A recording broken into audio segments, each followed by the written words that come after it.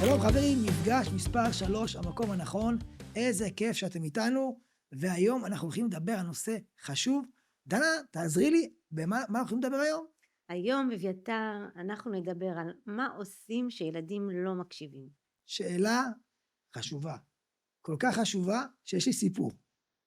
לפני מספר שנים הגעתי לכיתה פעם ראשונה, ואני מרגיש שהילדים לא איתי. אני מנסה לייצר תקשורת, מנסה לייצר הרגלים, פשוט הם לא איתי. ואז שאלתי אותם שאלה פשוטה.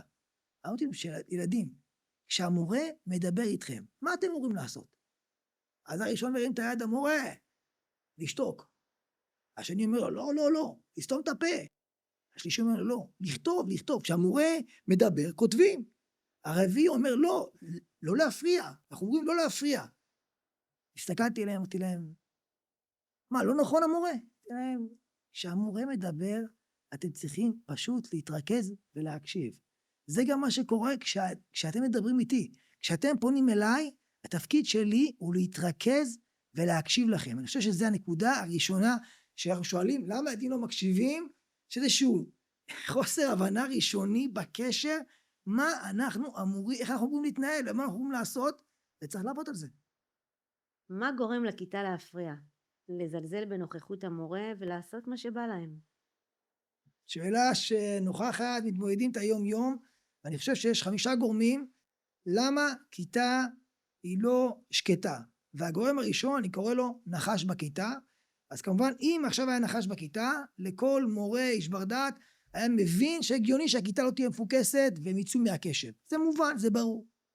יכול להיות אירוע מסוים שקרה, או בהפסקה, או ביום קודם, או זה יכול להיות פטירה של אבא של ילד. זה יכול להיות איזושהי מהומה שהייתה, או איזה אירוע מסוים שקרה, מאוד ממוקד, מאוד נקודתי, שגורם לכיתה להיות בחוסר שקט, וצריך לדעת להתמודד עם זה. זה התמודדות ראשונה. התמודדות שנייה, וזה יכול לקרות לא מעט למורים ותיקים, שכיתה מפתחת חוסר הערכה, או חוסר אמון. יכול להיות שהם היו יותר צעירים בכיתה ז' דוגמה, אז הקשר מולם היה מאוד מאוד כוחני, והיום הם כאילו מרגישים שהמורה לא אכפת לו, הוא לא רואה אותם, ואז הם כל הזמן עוטפים את המורה, ואם הם כבר הגיעו לכיתה ט' י', יכול להיות שיווצר ממש משבר ביניהם, וצריך לדעת איך לפתור את זה. הגורם השלישי זה ילדים בכיתה, וזו נקודה שהיא מאוד חשובה. כיתה זה פרטים. להגיד הכיתה מפריעה, הכיתה לא מסתדרת, זה משהו שצריך להבין אותו. צריך להבין שכל ילד נמצא במקום אחר, וכל ילד מונע במקום אחר. והגורם השלישי הוא, זה שיש ילדים שחוויית הלמידה שלהם היא כישלון. בכל מפגש שלהם עם הכיתה, הם מרגישים שהם לא מצליחים, שהם לא מבינים, וזה קשה מאוד להיות במקום הזה לאורך שנים, ולכן הם עושים הכל כדי לצאת מהכיתה. הגורם הרביעי, זה גורם שאני קורא לזה גנון. מה זה גנון? ילדים שלא התפתחו מבחינה רגשית, וחושבים שהתפקיד שלהם זה כמו שבגן, התפקיד שלהם היה להשתולל, לקפוץ, להוציא אותו לחבל לחצר, אז גם זה התפקיד שלהם בבית ספר. הם לא מבינים שיש בבית ספר איזשהו משהו אחר, כי הם לא התפתחו ברמה הכי רגשית ראשונית שלהם, וצריך לדעת מה אנחנו עושים ואיך אנחנו עוזרים להם לצאת מהמקום הזה. והגורם החמישי והאחרון, שהמון כיתות מתמודדות איתו, זה אקלים חברתי רעיל.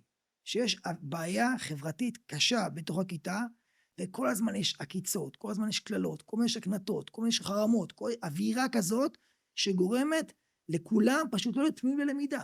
המורה לא מבין למה הכיתה נמצאת במקום הזה, שפשוט הם לא קשובים. כל היום עסוקים בפגיעה אחד בשני, וצריך לדעת איך להתמודד עם כל אחד מהגורמים האלה.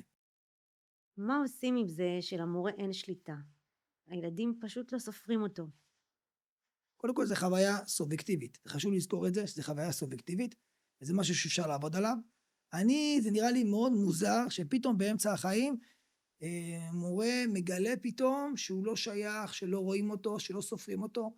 גם מורה חדש שנכנס למערכת, זה לא שהוא נחת היום בתוך המערכת. הוא למד באוניברסיטה, הוא עבר הכשרה מעשית, הוא היה כבר בכיתה פעם או פעמיים, ואם הוא מרגיש שהוא לא שייך בכלל, אז כמובן צריך לראות מה עושים אחרי הדרכה והנחיה, ואם זה עדיין לא זה, אז אפשר גם לדעת לעצור. אבל ברוב המקרים אני חושב, זה לא שם. אני רוצה ככה לשתף בסיפור קטן. היה פעם אחד מורה צעיר, ככה עם המון המון חלומות ורצונות, שהגיע לבית ספר מאוד מאוד מאתגר. והמנהל אומר לו, תשמע, התקבלת לעבודה, ואתה הולך לקבל מחר את הכיתה הכי מאתגרת שיש. הכיתה הכי הכי הכי הכי הכי מיוחדת שתפגוש בחיים שלך. אז הוא כל הלילה לא ישן והתרגש ואמר, את מי יהיה? מה יהיה בכיתה? מי זה הילדים האלה? מה כל כך מיוחד בהם? ושהוא ככה בא להיכנס לכיתה, הוא פשוט שומע רעש מאוד חזק מהכיתה, והוא כל כך התרגש, הוא פשוט נתקל בפח ובום, נפל על הפרצוף, פשוט התרסק. והכיתה, מה זה מסיבה, כולם צחקו, היו מבסוטים, איזה מורה תרבח הביאו לנו, חבל על הזמן, ממש, יצאו מגדרם. המורה לאט לאט התאפס, קם, אסף את הדפים, וצעד לקדמת הכיתה. הסתכל עליהם, אמר להם, בוקר טוב תלמידים. היום למדנו שכל אחד יכול ליפול, גם המורה. אבל אני יכול להבטיח לכם דבר אחד, שבכיתה הזאת אנחנו נלמד איך קמים. וזה התפקיד והייעוד שלנו, המטרה שלנו בחיים, להיות מסוגלים גם לקום. איזה יפה. ושאלה לסיום, מה הדבר שילדים קולטים? מה צריך להגיד להם שיקשיבו? עכשיו, דבר ראשון, זה קשר אישי. חשוב, כשילד מבין והוא מרגיש שאכפת לך, שאתה מכיר אותו, אז משהו קורה. פתאום הוא מתחיל להגיב בצורה אחרת. כשאני מדבר להכיר, ברור שברמה הכי ראשונית זה את השמות של הילדים. הלו, זה לא עובד. אתה, זאת מקצועי, להכיר את השמות של כל התלמידים בכיתה זה ברור. אבל אני מדבר על הכירות הרבה יותר עמוקה. אני מדבר מי זה ההורים שלו, איפה הוא גדל, מה החלומות שלו, מה הצבעים שהוא אוהב, מה הקבוצות הכדורגל שהוא אוהב, מה תחומי העניין שלו. כשאתה מכיר ילד באמת, מצליחתם לייצר בחודש, חודשיים הראשונים, שזה תהליך, חוויות ראשוניות מעצבות, זה פשוט שם את הקשר במקום אחר, וכאשר תהיו בכיתה בתוך תהליך הלמידה, ואתה תבקש ממנו משהו, את העזרה שלו, את הסיוע שלו, את החיבור שלו, הוא יגיב בצורה אחרת. אז זו הנקודה הראשונה, קודם כל היכרות מעמיקה. הדבר השני, זה שילדים לא מתייחסים למילים. גם בני אדם, תקשורת 70% ממנה, זה שפת גוף, זה מעמיקה, זה שיח מהלב. ותמיד אנחנו אומרים, כשהלב מדבר, האוזניים נפתחות. התפקיד שלנו לגרום לילדים להבין שבאמת אכפת לנו. אנחנו ניגשים אליהם בצורה שכזאת, זה נראה אחרת. הנקודה השלישית והאחרונה, זה להתחבר למציאות.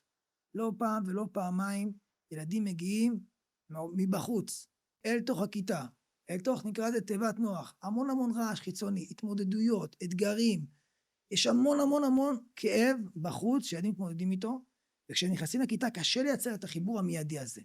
ולכן מה שאנחנו ממליצים לעשות, זה לייצר, יש מושג שנקרא גירוי מבחין בפסיכולוגיה. פשוט לייצר איזושהי רוטינת התחלת שיעור, שגורמת פשוט להיזכר, זה המורה הזה, זה עכשיו אנחנו נכנסים לכיתה.